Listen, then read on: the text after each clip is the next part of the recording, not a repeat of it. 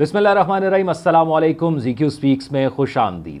नाज़रीन, आज की वीडियो इंतहाई अहम है क्योंकि डोनाल्ड लू साहब ने अमरीकी ऐवान नुमाइंदगान की अमूर ख़ारजा की कमेटी में जो इमरान खान साहब इल्ज़ामात लगाते थे कि पाकिस्तान के अंदर उनकी हुकूमत को, रिजीम चेंज को और जो हालिया इंतखाबात हुए हैं उसमें अमरीका की मुदाखलत थी और उनको ना सिर्फ इन इंतखाबात के अंदर अमरीका के कहने पर हराया गया बल्कि इससे पहले उनकी हुकूमत भी अमरीका के कहने पर ही उनको घर भेजा गया। तो इस हवाले से डोनाल्ड लू साहब ने आज अपने बयानात और उनसे जो सवाल जवाब हुए वो इस कमेटी के सामने रखे हैं और डोनाल्ड लू साहब ने जो बयानात रखे उससे कमेटी मुतमईन नहीं है। और ये जो डोनाल्ड लू साहब का तमाम आज का बयान था, ये तमाम जो आज वहाँ पर प्रोसीडिंग हुई है, इस हवाले से इस पूरी प्रोसीडिंग का जो जो उनकी जान से कहा गया है उसका पोस्टमार्टम आज की इस वीडियो के अंदर हम करने जा रहे हैं और आपको बताएंगे कि किस तरह लूप होल्स उनके बयानात के अंदर मौजूद हैं, किस तरह बातों ही बातों में वो तस्लीम कर रहे हैं कि दाल में कुछ काला है, यहाँ पर कुछ हुआ है। और फिर इमरान खान की यहाँ पर जीत इस तरह हुई कि इस कमेटी ने उनको हिदायत जारी की हैं कि पाकिस्तान के अंदर जो अमरीकी सफ़ीर मौजूद है वो इमरान खान से जेल के अंदर जाकर मिले। यानी उन्होंने जो भी बयानात दिए, उन्होंने जिस भी तरीके से कायल करने की इस कमेटी को कोशिश की, कमेटी कायल नहीं हुई। कमेटी ने कहा कि आपकी बातें अधूरी हैं और अब इन मामलात को हल करने के लिए और हक़ाइक़ को सामने लाने के लिए अमरीकी सफ़ीर जेल में जाकर इमरान खान से मुलाकात करे। तो अब और वैसे भी चोर कब कहता है कि उसने चोरी की है। और फिर जिस तरीके का आज उन्होंने वहाँ पर जाकर बयानात दिए हैं तो ये नून लीग वालों को मिल गया एक पूरा हफ्ते का डाटा जिस पर वो प्रेस कॉन्फ्रेंसेस करेंगे अब और आकर कहेंगे। एक जानिब महंगाई इस कदर ज़्यादा बढ़ रही है और दूसरी जानिब इस किस्म की ख़बरें और इस किस्म की पॉलिटिकल हैपनिंग और सफारती हैपनिंग कराकर महंगाई से नज़रें हटाने की कोशिश की जा रही है, तवज्जो हटाने की कोशिश की जा रही है। असल मसला जो है वो महंगाई है पाकिस्तान के अंदर। मैं दो लाइनों में इसको बयान कर देता हूँ कि किस तरीके से मजाक उड़ाया जा रहा है। फिर डोनाल्ड लू साहब ने जो वहाँ पर जाकर इजहार ख्याल किया, जो सवालों के जवाब दिए, उसका पोस्टमार्टम करते हैं कि पाकिस्तान के अंदर, पंजाब के अंदर मरियम नवाज़ साहिबा रमज़ान पैकेज दे रही हैं रिलीफ़ के नाम पर और उसकी तशहीर आप टीवी पे जाते हैं, अखबार पे जाते हैं, डिजिटल मीडिया पे जाते हैं, किसी वेबसाइट पे जाते हैं, किसी सोशल मीडिया की वेबसाइट पे जाते हैं तो आपको उसका इश्तिहार भी नज़र आता है। मुझे तो ऐसा लगता है ये रिलीफ का बजट इतना नहीं होना जितना इश्तिहारों का बजट इन्होंने निकाल दिया है। और यही बजट अगर वो आवाम को रिलीफ में दे देते तो शायद आवाम के लिए ज़्यादा आसानी हो जाती। इस बाबरकत महीने के अंदर आप इस बाबरकत महीने के अंदर गैस महंगी कर रहे हैं, आप बिजली के नर्ख और बढ़ाने का सोच रहे हैं, तो यही रिलीफ जो आप इश्तिहारों पर दे रहे हैं वही आप जो है आवाम को सब्सिडी में दे देते तो आवाम के लिए आसानी हो जाती। आवाम शायद उससे उनके हालात में बेहतरी ना आती, लेकिन जिस नहज पर हालात इस वक्त पहुँचे हैं शायद वो उस नहज पर रुक जाते, यानी बद से बदतर ना होते, हालात उस जगह रुक जाते और शायद उनका गुजारा करना आसान तो ना हो जाता लेकिन गुजारा हो जाता। चलें अब ज़रा जो उन्होंने कहा डोनाल्ड लू साहब ने उसका पोस्टमार्टम करते हैं। अब यहाँ पर मैं उनकी जो भी वहाँ पर इज़हार ख्याल था उसको ज़रा तफसील से पढ़ते हैं और फिर उस पर गुफ्तगू करते हैं और आप कमेंट्स में अपनी राय से आगाह कीजिएगा। नाज़रीन, अमरीकी ऐवान नुमाइंदगान की अमूर ख़ारजा की कमेटी ने पाकिस्तान में इंतखाबी अमल में धांधली के इल्ज़ामात पर तशवीश का इजहार करते हुए अमरीकी सफ़ीर को बानी पाकिस्तान तरीके इंसाफ से जेल में जाकर मुलाकात करने की हिदायत की है। इस कमेटी ने तशवीश का इजहार किया है। ये कमेटी जो एक ख़त डोनाल्ड लू साहब की जानिब से पेश किया गया था जिसमें उन्होंने अपनी तमाम तर वजाहत पेश की, उससे मुतमईन नहीं हुई। और दूसरी जानिब जो आज उन्होंने सवालों के जवाब इस कमेटी के अंदर जाकर दिए हैं, कमेटी उससे भी मुतमईन नहीं हुई।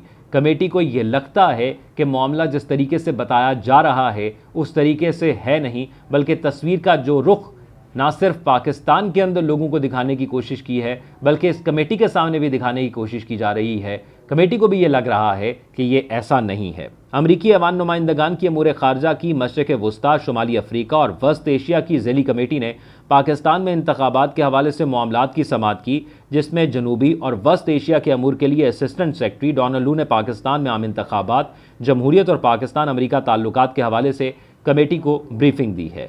डोनाल्ड लू ने कहा कि पाकिस्तान में मौशी इस्तेहकाम अमरीका के मफाद में है और पाकिस्तान की कामयाबी अमरीका की भी कामयाबी है, ये उनकी जान से कहा गया। और फिर अब वाज़े तौर पर डूम और अगर कहा जाए अमेरिका की जानिब से तो यहाँ पर सिर्फ जी हुजूर कहने वाले मौजूद हैं, कोई उनको अपोज करने वाला नहीं है, कोई अपने मफादात देखने वाला नहीं है कि हमारे लिए क्या सही है क्या गलत है। हमारे लिए जो सही है उस पर कानून साजी की जाए, उस पर कानून बनाया जाए, उस पर अमल किया जाए। हम सिर्फ डिक्टेट हो रहे हैं और उसके आपको असरात नज़र आ रहे हैं पाकिस्तान और अफ़गानिस्तान के बॉर्डर के ऊपर। डोनाल्ड लू साहब ने कहा कि अमेरिका पाकिस्तान की सालमियत और ख़ुद मुख्तारी का एहतराम करता है। साइफर साजिश सरासर झूठ और बेबुनियाद है और अमेरिका का इमरान खान हुकूमत खात्मे में कोई किरदार नहीं है, लेकिन कमेटी इस बात पर मुतमईन नहीं होती। कमेटी कहती है कि आप इमरान खान से मुलाकात करें, उनके जो तहफ़्फ़ुज़ात हैं उसको हमारे तक पहुँचाएँ, उसको भी मंजर आम पर लेकर आएँ।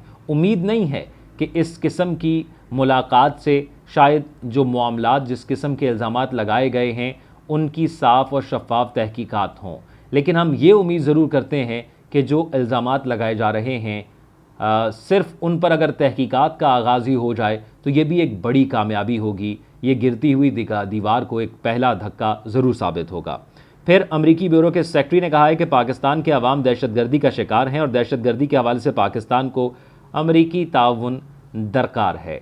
ये वो ताउन है जिसकी बुनियाद पर हमारे और अफ़गानिस्तान के दरमियान खलीज पैदा हुई। हमने उस दहशतगर्दी जो पाकिस्तान के अंदर आई, ये वही ताउन था जिसकी वजह से हमारे यहाँ हमारे मासूम लोगों की जानें ज़ाया हुई और हो भी रही हैं। ये वही ताउन था अमरीकी जिसकी वजह से पाकिस्तान का अमन ख़राब हुआ। पाकिस्तान ने ना सिर्फ जानी नुकसान का सामना किया, शहादतें दी अपने आम शहरियों की, अपने फ़ौजियों की, बल्कि माली तौर पर नुकसान हुआ। ये वही अमरीकी ताउन था जिसकी वजह से बाहर की इन्वेस्टमेंट पाकिस्तान आना बंद हो गई। ये वही अमरीकी ताउन था जिसकी वजह से पाकिस्तान को एक दहशतगर्द स्टेट के तौर पर पूरी दुनिया में हमारे मुखालिफिन ने हमें मशहूर करना शुरू कर दिया।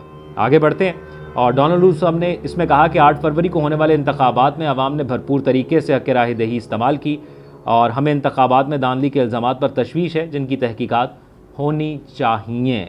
अब ये तहकीकात होनी चाहिए, होंगी, कौन करेगा ये एक सवालिया निशान है और किस तरीके की होंगी ये भी एक सवालिया निशान है। और इस कदर सवालिया निशान है कि मेरी खुद हंसी निकल जाती है इस पर, क्योंकि 8 फरवरी को जो इंतखाबात हुए उसमें आवाम ने भरपूर तरीके से, ये तो मानने वाली बात है कि भरपूर तरीके से आवाम उसमें निकले, अपने वोट की ताकत का इस्तेमाल किया। ये तो नून लीग वाले भी कहते हैं कि 8 और 9 में फ़र्क था, 8 वाले नताइज कुछ और थे, 9 वाले तरीके से किसी और को जिताया गया और सूरत हाल थी। फिर डोनाल्ड लू साहब ने यह भी कहा कि अमेरिका पाकिस्तान में इंतखाबात के मौके पर तशद्दुद की मजम्मत करता है और आज़ादी राय अगर तशद्दुद की धमकियों तक चली जाए तो ये ठीक नहीं है।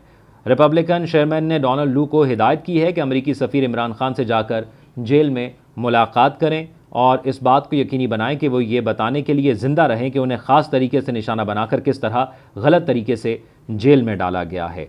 यानी अब बॉल फिर एक बार इमरान खान के कोर्ट में फेंकी गई है और अमेरिकी सफ़ीर इमरान खान साहब से जेल में मुलाकात करेगा और उनके तहफ़्फ़ुज़ात जानने की कोशिश करेगा।